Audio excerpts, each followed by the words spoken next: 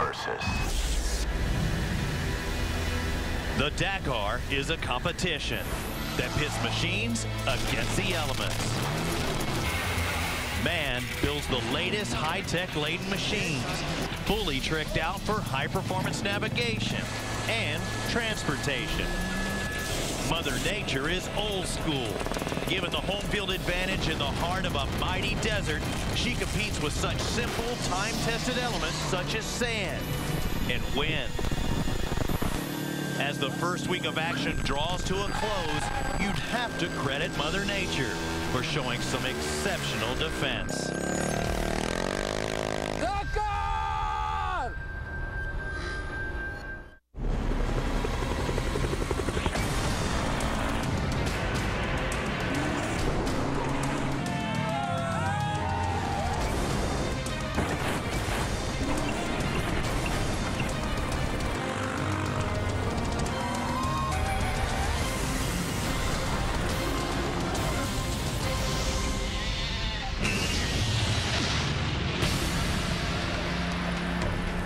The first serious desert stage yesterday claimed its share of casualties and reshaped the leaderboards. Today's menu will feature dunes, and more dunes.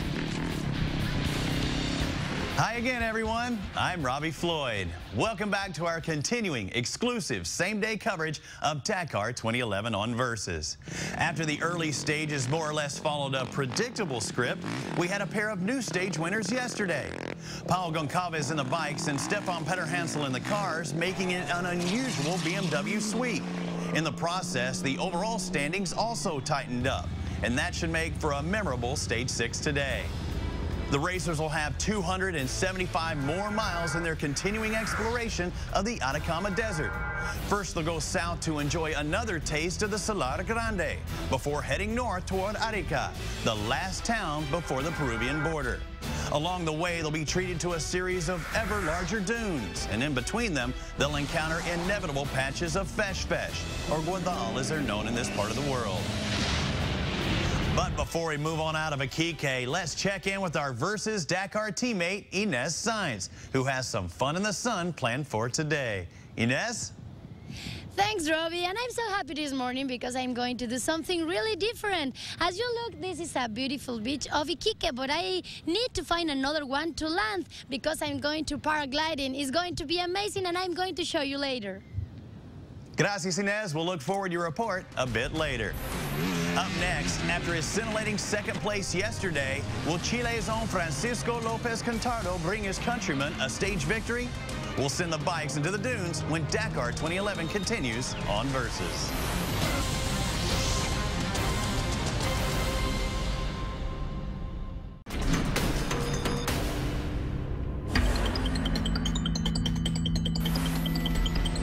Argentina and Chile is different. The etapa is different, and Argentina is very technical, and the north of Chile is dune.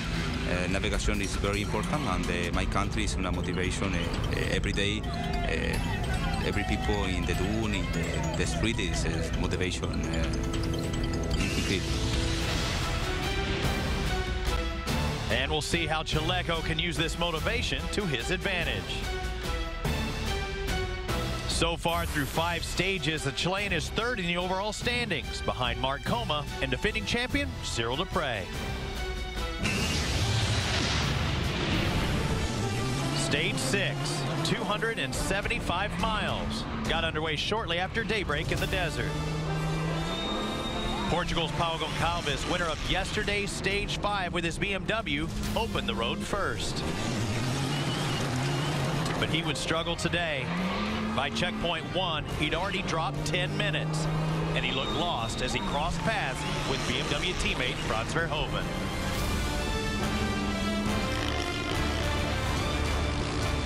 Chaleco Lopez, who finished second in yesterday's Stage 5, and for a brief time thought he had won it, spent most of today's race chasing the pack.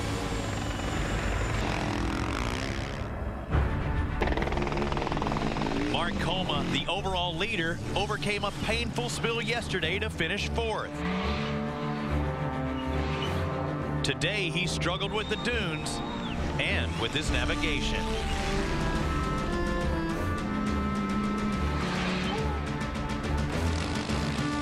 Cyril Dupre sought to make up time lost in a controversial 10-minute penalty.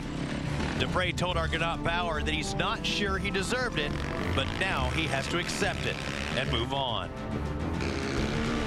American Jonas Street, who won his only Dakar Stage 2 years ago, has got to step up his game in the desert if he wants to show that he can compete with the factory riders. Meantime, another American, Quinn Cody, who got his first taste of the Atacama Dunes yesterday, showed that he's a quick learner. The Dakar rookie improved from 22nd to 13th today. There's yesterday's stage winner, Pau Goncalves, back on course. That was the good news. The bad news is he's lost a mountain of time. Remember Ruben Faria? He was the first to cross the finish line in stage 1, but lost that victory after a 1-minute speeding penalty. Today, Cyril Dupre's water carrier left no doubt. After starting deliberately, he passed the leaders and posted the day's fastest run.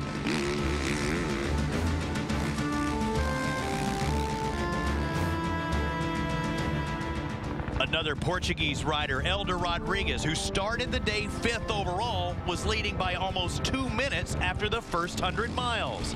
He'd settle for second, 50 seconds out.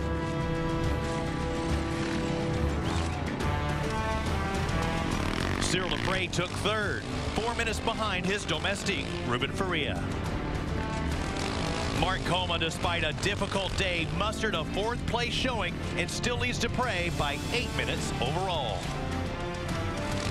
It was a disappointing 6th today for Chaleco, but he and his legions of local fans can find comfort that he remains in 3rd overall.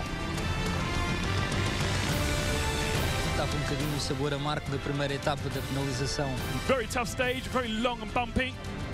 I started on my own pace, so until the refueling stop I probably lost some time, but after that I accelerated 200 kilometers from the finish. I overtook Dupre, Coma, Rodriguez and Chaleco and stayed with them.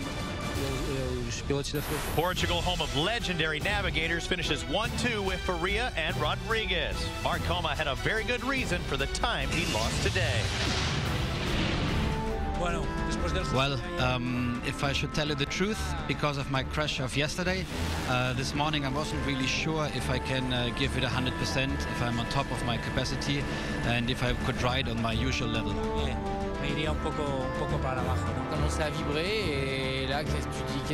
After refueling point, the bike started to vibrate, and I didn't really know whether to stop or not, you know, in case the engine was going to blow.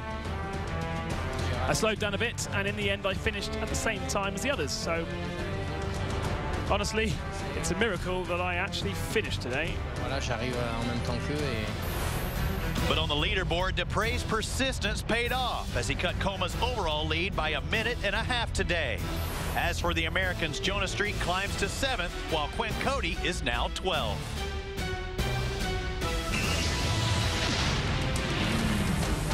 Up next, there's a party going on at the starting line for the cars. We'll see how the drivers take to the dunes, salt, and fesh when this desert classic continues here on Versus.